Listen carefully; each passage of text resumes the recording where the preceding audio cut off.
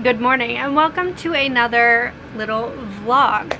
So this is going to be the start of a new series here on my channel. I'm calling it Bookcube. Okay, so it is inspired by a lot of the series you see here on Booktube where people are trying to read down their physical TBRs. So like Becca has Shelf It or Scrap It. I've seen like reading shelf by shelf type things, whatever. Lots of cute inspiration out there. For me, most of my bookshelves are these like cube bookshelves that you see at like Target or Walmart or whatever. So basically what I did is I went through and I numbered them all, and then I put all the numbers in this cup, and I'm going to pull a number from the cup, and whichever cube I get, I have to read or unhaul or DNF, whatever, all the books in that cube. So I have about 15 minutes before I have to log on for work, so I need to figure out what I'm listening to today. It's my first day back after vacation, so I need to really get it together. So without further ado, let's just pick a number. Some of these cubes are going to be easier than others because some have like a lot of the same author, so like, and I won't have to read a lot of them because I'm not going to reread things if I don't want to. So like my L. Kennedy shelf, I've read all the off-campus series, so I would just have to read the Briar U series. I don't know, there are probably other examples, but I don't know what they are right now. So now I do have some that are shelves, and so if I get those, then there are like a lot more books on them, but you'll see what that is once we get there. 42. That's funny because it should be actually on this set of shelves. So let's go see what's on shelf number 42. Shelf 42 is right here. It's not too bad. My romance shelves are more like single layered, whereas my regular shelves are very double stacked. So I'm kind of glad that for this first round we got a little bit of a lighter shelf. So here's what we've got. 1, 2, 3, 4, 5, 6, 7, 8, 9. I have 10 books. And 2 of them I've read, but I might reread the one. So first I've got my J. Crownover series section. So I have Honor. This was a random purchase. And then I have Rule, which I have read and I really like, and I do want to watch the movie. And Jet is, I think, the second book in that series. So we have those. Then we have Love at First Spite by Anna E. Collins. This is a cutesy little romance. We have It's Been a Pleasure, Nomi Blake. This looks like a summary book. This is the one that I have read. It's called Spookily Yours by Jennifer Chipman. This is a special edition. This is perfect for spooky season. It's a cute little witchy vampire romance. So that one's a fun read. Actually, I've read 2. So then we have One Last Shot by Betty Cayute. I don't know how you say her name. And then I've got Satan's Affair by H.D. Carlton, which I did read and really enjoy. I just never continued with the series, and I don't know where the rest of the books are. Then we have Tricky Magic by L.L. Campbell.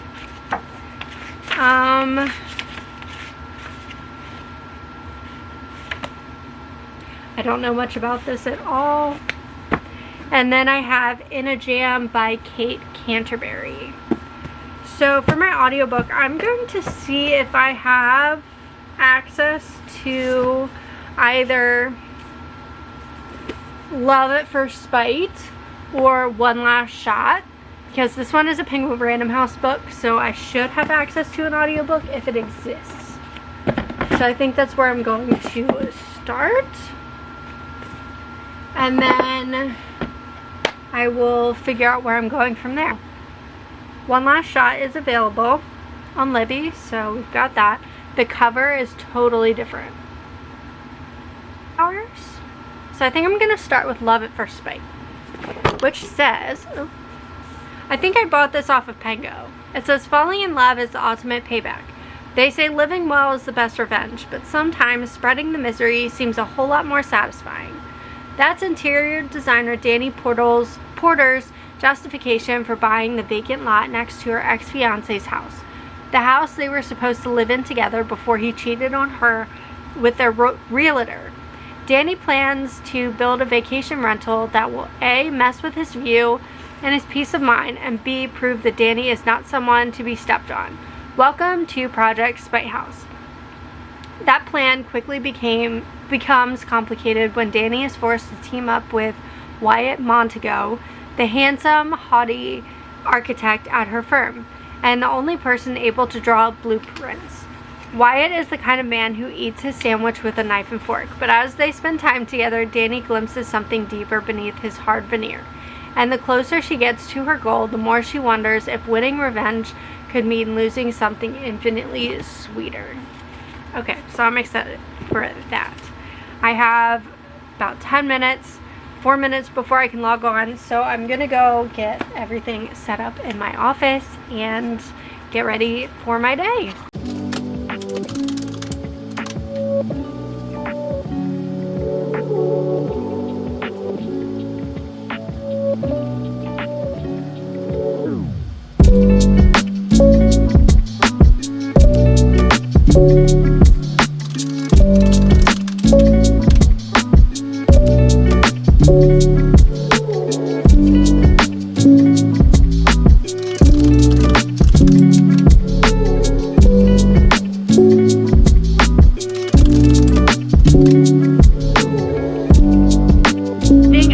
For my Bookcube mission, I listened to Love at First Spite this morning, and I thought this book was going to be like an average just little romance, and it kind of is, but I had such a good time with this book.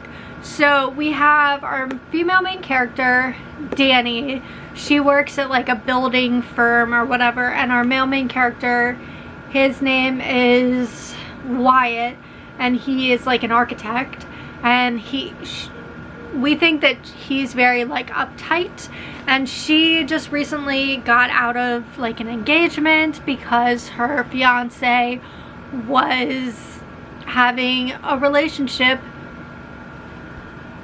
Her fiance was having a relationship with the realtor, so they broke it off, and then come to find out, there was like a plot of land available kind of in front of his house that would block his view, and so she buys this land, Danny buys this land, and then she has Wyatt help design a house, a spite house, that's where the spite comes in, to block his view, and it's just so good. I think it's so well done. I think she has the malicious intent to build this spite house and have like this Airbnb and stuff, and things happen, and so she is redeemable and she's not completely spiteful. So good. So then I decided to pick up One Last Shot by Betty, I still don't know how to say her last name, Cute. This was an Afterlight edition. It's definitely giving like summer vibes. That's really cute. And we've got this. And I am 20% in.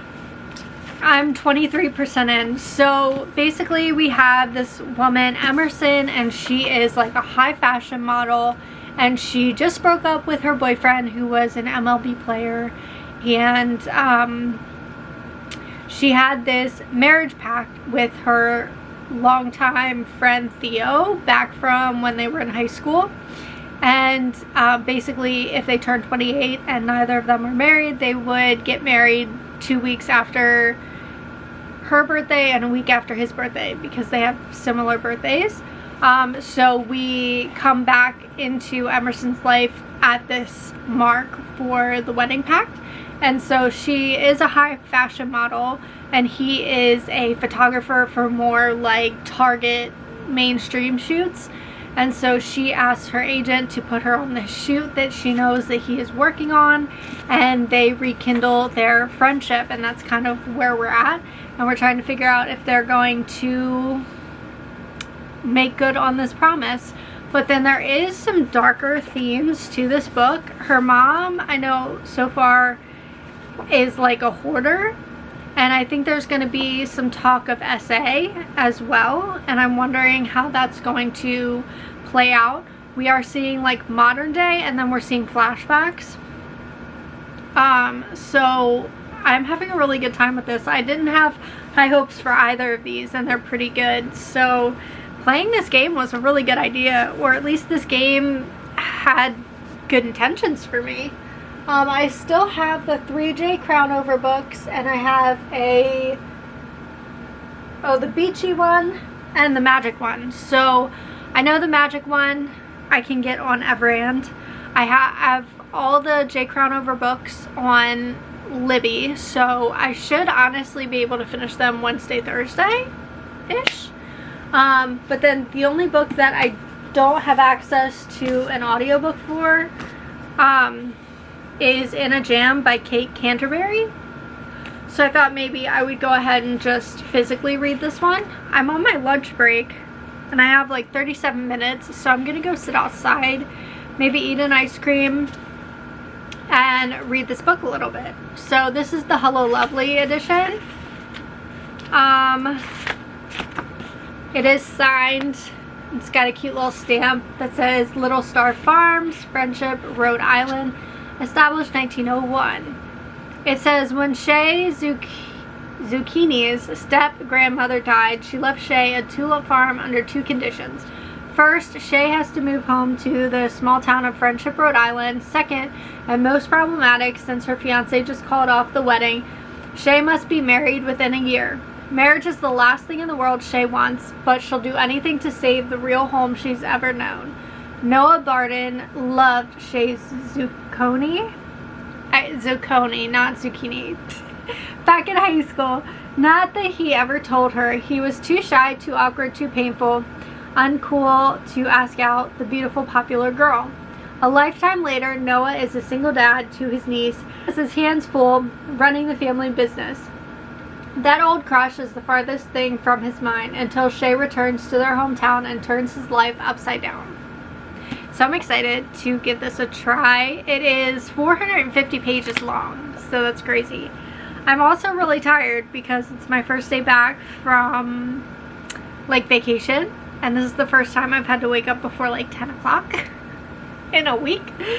So yeah, I also have recently fallen down the rabbit hole of watching Vampire Diaries. I am on season 3, so I'm really sad that I can only watch a little bit every day and not just binge it all. So anyway, I still have like 30 minutes of my lunch break, so I'm gonna go out and eat an ice cream and enjoy some fresh air before I have to finish out my day.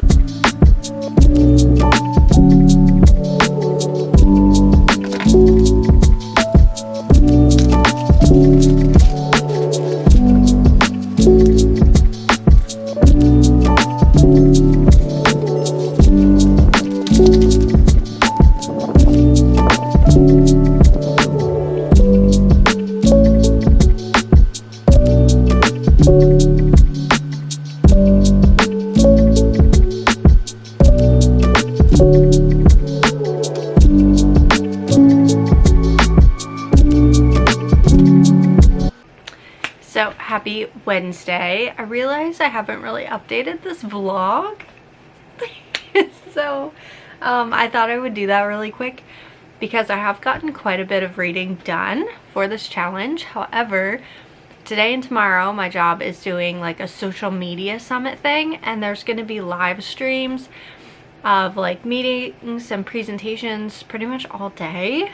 So I'm really not going to get to listen to my audiobook a whole lot for the next 2 days during work anyway, so might take until Friday to finish what I'm listening to. But anyway, so I started the challenge listening to Love at First Bite, and I ended up really liking this. I think I gave it 4 stars. This came out of nowhere. I thought it was just gonna be like a fun little rom-com, and it was, but like it was really cute and really funny, and I enjoyed the audiobook a lot. I enjoyed the book overall. I would recommend. Next, I read One Last Shot, and I think I'm going to rate this 5 stars. So I think I'm gonna rate this 5 stars. Again, I thought this was just gonna be like a book that I read, but I actually had a really good time with it. Apparently it went like viral online. I'm like, I've never heard of it. But again, I listened to the audiobook, and it's about this girl, and Emerson, and she is like a high fashion model. And then there's this guy, and what's his name? Theo. And he is a photographer for like lower end fashion. And when they are in high school, they make this pact that if they make it to 28 and they don't get married, they will marry each other. So the book opens and it is pretty much almost Emerson's birthday, and she's like, I wonder if he still remembers this pact. So she books a photo shoot that he is working on to kind of bring them together, and we get to see them coming back together after so many years. And you know, she's living this very different life as this high fashion model, and he is living his sort of dreams as a photographer. And I thought it was very cute, very sweet. I liked seeing, like, a lot of the scenes were really cute. There's the ice cream or gelato. That was really cute. I thought that the way the story was told was really well done. I like how we saw the history, like in the past timeline, and then we saw what was currently happening, and how what happened in the past kind of changed what was happening in the future and all of that. I really enjoyed this. And then yesterday I started listening to Tricky Magic by L.L. Campbell. I think I have like 3 hours left or something. I found this on Everand. I want to say I got this from Hello Lovely or something similar.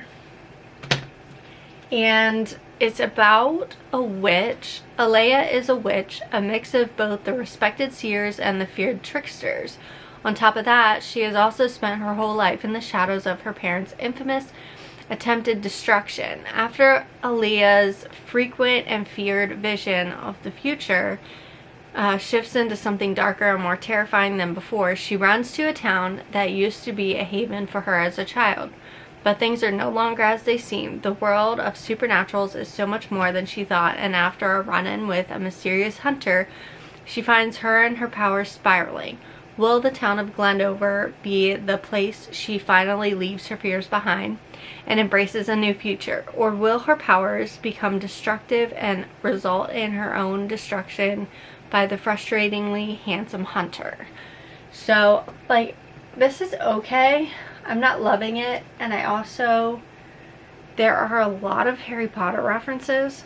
I have 3.5 hours left. There are a lot of Harry Potter references. Necessary to have Harry Potter references in books. Especially, this came out I think in 2021. So at that point we knew that J.K. Rowling was awful, so we really don't need so much Harry Potter. So I don't like that. And I also think I prefer watching my supernatural shows rather than reading them. Like, some fantasy romance I guess is fine, but like, I don't know if I like reading witches and vampires and that kind of thing. I don't know, but I'll hopefully finish listening to that at some point today and give you an update, because then the only books I have left are 3 J. Crownover books, and then there's the beachy one that I'll have to listen to, and then that shelf will be done, and we can finish this vlog and we can pull another shelf. And for the J. Crownover one, I know I want to watch the Rule movie, so hopefully I can get that listened to. I ended up getting all 3 of those books from Libby, so that's nice. So anyway, I have 2 minutes of freedom left. So I'm gonna get everything set up and drink some more coffee and get started with my day. Because in half an hour I'm gonna be, yay, happy Wednesday. And after work I get to watch the new Summer I Turned Pretty episode because I did not wake up to watch it.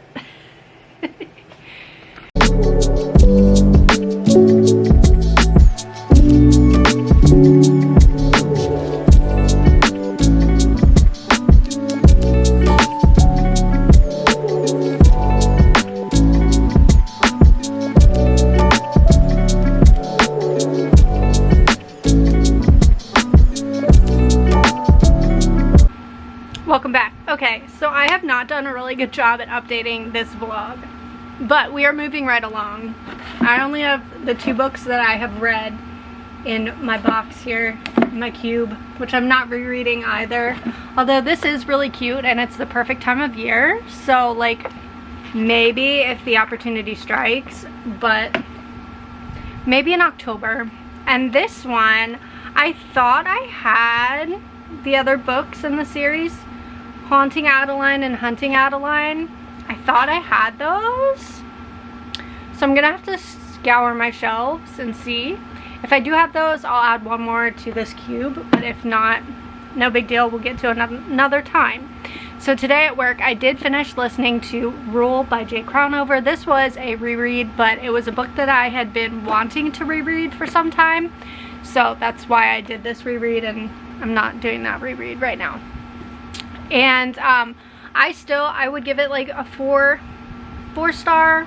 I think I left my 5-star rating on Storygraph, honestly. It's such a good time. I think the male main character of Rule is he's so rough around the edges, and he's kind of alpha male. And like, may this love never find me in real life, but like in this book, I like it. And then Shaw, they were like childhood friends-ish. Growing up, Shaw was like BFFs with Rule's, his twin. And so everyone thought that they had a thing, but they never really had a romantic relationship. They were just a platonic friendship. So, all this time, Shaw was really had a romantic interest in Rule, but Rule never had an interest in her because she was this like spoiled brat rich girl, and he is like wrong side of the tracks, tattoos, bad boy type thing. So he was never interested in her, and they finally get their chance to be together in the story. And there is a movie adaptation, and I'm going to try to watch it this weekend, although I'm still in the throes of watching Vampire Diaries, so who knows. So then I did start Jet. This is the 2nd book in the series, maybe? Actually, Rome. 1st book in the series? 2nd book in the series? I don't know. It's another book in the series. So basically all of these books follow the tatted men in this group, in this friend group, and Jet is like the rock star. He ends up in a fling with Shaw's, one of her best friends, Aiden. And I'm like 25% of the way into this. I'm not liking it as much. I'm wondering if I just really like this book and I don't really care about this one. But I will finish listening to it at some point. I don't know if I'm going to read the rest of the books in the series. Like, I don't know if I'm invested enough to do that. But I'm going to read the ones that I own. And I will say the smut in these books is very good. And then I am still physically reading In a Jam by Kate Canterbury. I am 82 pages into this, so these need to get read this weekend. And then the 2 books that I have not started yet for this challenge, but I do have audiobooks for, are Honor, which is another Jay Crownover book. But I don't think this is a marked men book. And I also don't know 1016. I don't know what that means. Honor. It's part of the Breaking Point series. So I don't know what that means, but I have the audiobook for it. So I'm going to listen to this And then I also have It's Been a Pleasure, Noni Blake. So these two need to get listened to as well. So plans for this weekend. Right now I'm watching my computer religiously because we're in a Taylor Swift countdown for a countdown. I don't know what that means. Nobody knows what that means, but I think the countdown is gonna end soon, or maybe I missed it, who knows. And I'm gonna watch Vampire Diaries. I am on season 3, episode 11, I think. So I'd like to finish season 3 this weekend. Oh my gosh. So there was this scene between Damon and Elena right now, and it is living rent-free in my brain. I think that's why when I started listening to this book with the rest of my work day, I was kind of losing interest because I knew it was almost time to clock off of work and get to watch Vampire Diaries. So that happened. So what was I gonna say? So plans for this weekend, I'm gonna watch Vampire Diaries. I'm gonna watch this countdown for the countdown. I have some schoolwork I need to do, and I have sprints scheduled on my channel for Sunday. And then I also need to edit and upload videos because I'm trying to upload 2 videos a week, Tuesdays and Thursdays. So I figure if I do sprints on Sunday and then I have a Tuesday video and a Thursday video, that's almost like every other day having a video. I mean, not quite, but almost. So yeah, that's plans. And I'll have to write my Substack post for Monday. So lots of stuff to do. I should write a to-do list and do that. The countdown for the countdown. We are so close.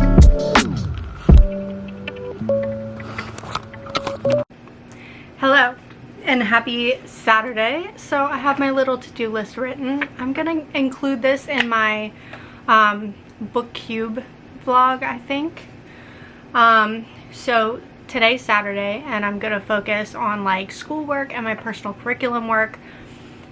Tomorrow I am streaming. I'm doing reading sprints from noon until whenever, probably around 4. So I'll probably do the bulk of reading tomorrow, but I do need to read today. So anyway, my to-do list for today.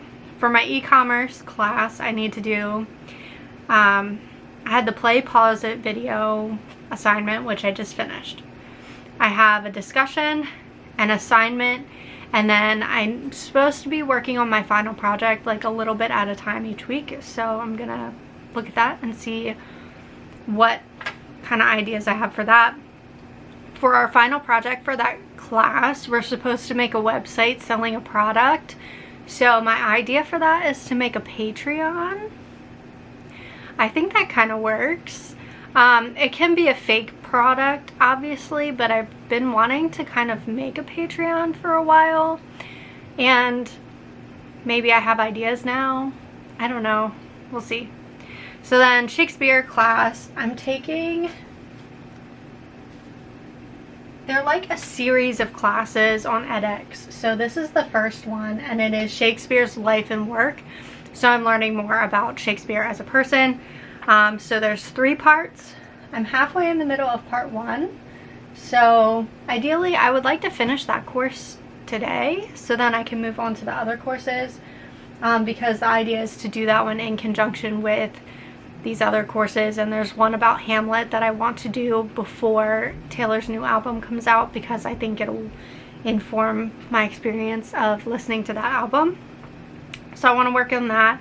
And then for my numerology, I want to finish reading my birthday book and highlighting, and then I want to write up a report notes about that, and I want to compare those notes to the numerology course that I took and see if I can, come up with any connections between that. And then I also took my sourdough starter out of my fridge, so at some point I want to make a loaf of bread, loaf for 2. I made a really good pumpkin loaf the other week, so I might try and do that, and then just a regular loaf. Yeah, so maybe I'll do some research and look for some sourdough recipes that tickle my fancy. And I'm using the Bean app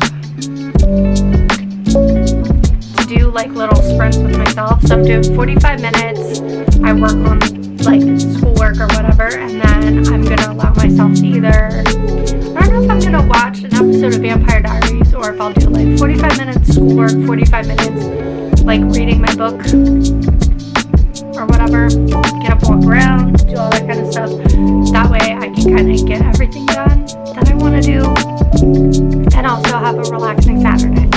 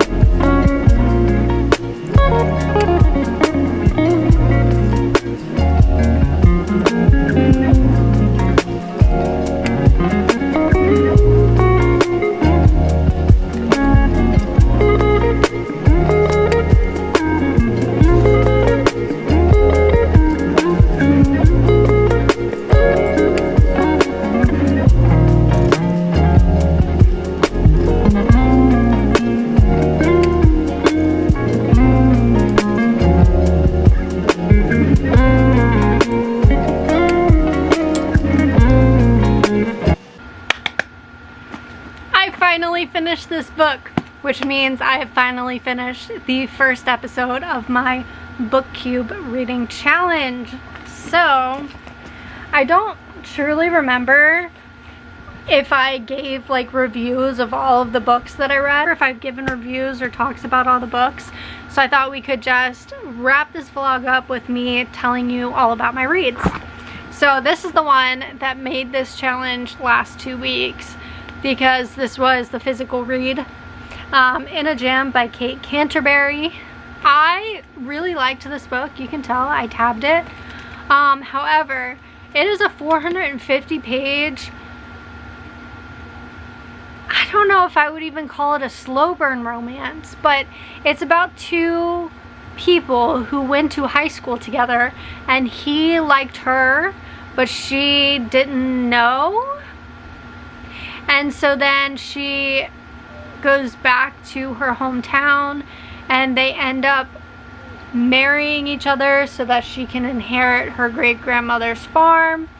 and there's a lot of urinating, and there's like 3 or 4 pages of these notes that he kept from high school. Like, the story was really good, the spice was really good, it was really well written, but I just don't know if it had to be 450 pages long. Like, we could have had a few less scenes, just a couple.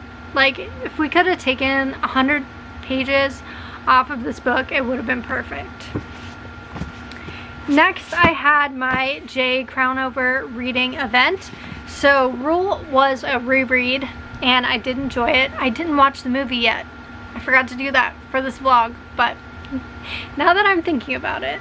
So Rule is a reread, and I actually really enjoyed this. I liked it the first time. Second time, liked it just as much. Jet was a first time read, and this is, I think, the 3rd book in the Marked Men series. I listened to all of these on audio.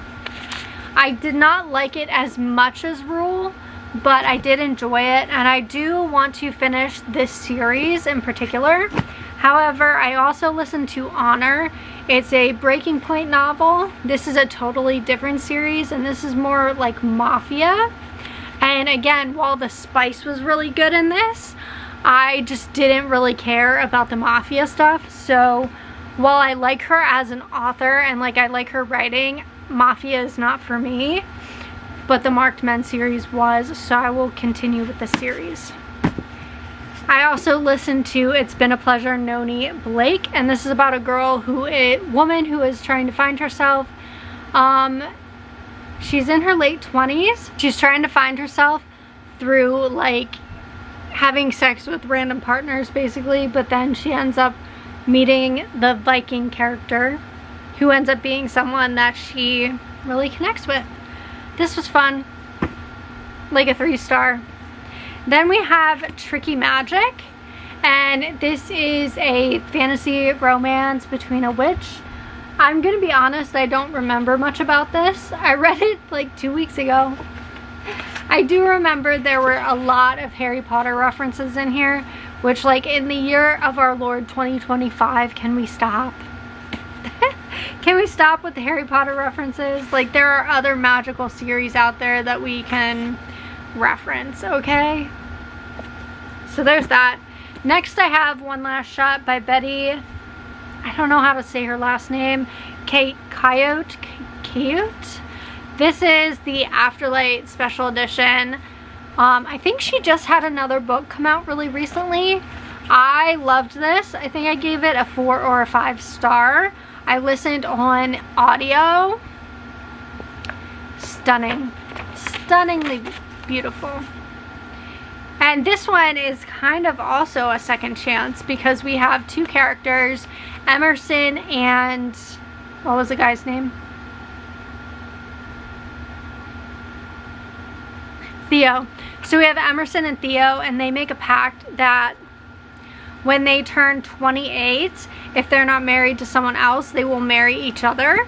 And so her birthday happens first, and the time limit is up, so she ends up booking a photo shoot with him, and they reconnect, and the relationship is good. I really enjoyed this so much. It is, like, there are some kind of, like, darker themes with, like, sexual assault, and that's basically it. So be mindful of that going into it. It's not necessarily a silly, goofy time, but it is a good romance. I would recommend. I liked it. I will read more from this author. This one was hilarious. Love at First Spite by Anna E. Collins. This is about a woman who finds out that her husband-to-be, right? Yep, her husband-to-be was actually cheating on her with the realtor that sold her the house. So there's a plot of land that is in front of or beside, plot of land that is adjacent to this house that's like not really big enough for a house, but like she decides to be spiteful and she buys this land and she designs a spite house that basically blocks his view of ocean, lake, whatever it is. And she has her co-worker, who is an architect, help her design this spite house, and stuff happens and she ends up kind of falling for this architect. There's like a romance there. This was a good time. Like, I randomly bought this, I think from BAM, because it was on sale. I knew nothing about it. I thought it was a cute cover. It was worth the $5 on 100%. So I would say out of this stack, we had, I don't know, I would say these were all wins. 1, 2, 3, 4, 5, 6. And then these two were not quite wins for me. So honestly, that's not bad. And it will get 2 books off of my shelf. I honestly might get rid of this one. I don't know. I like the series. I'll probably keep it.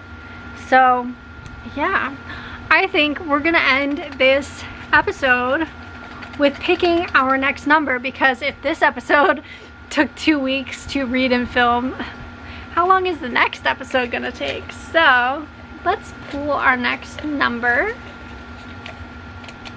Oh, okay, this isn't like tarot, like 5 of them fell out. We're not picking them all. That's not what we're doing. Ooh, 36. Hopefully you can see it. So since this one was number 42, that means that 36, oh, I can see it from here. And there's not much on that shelf. But you'll just have to wait till the next episode to find out. Yeah, that was sneaky. That was very Taylor Swift of me. Come back for more. I'll make a countdown. I'm just kidding. I'm not making a countdown. Alright, so thank you so much for watching this video and watching my first episode of Bookcube. I had a really good time forcing myself to read books that I buy. You know, that was a nice concept. So I will begin working on episode 2, probably not immediately, but here soon. And yeah, just come back for episode 2. If you don't forget to like this video.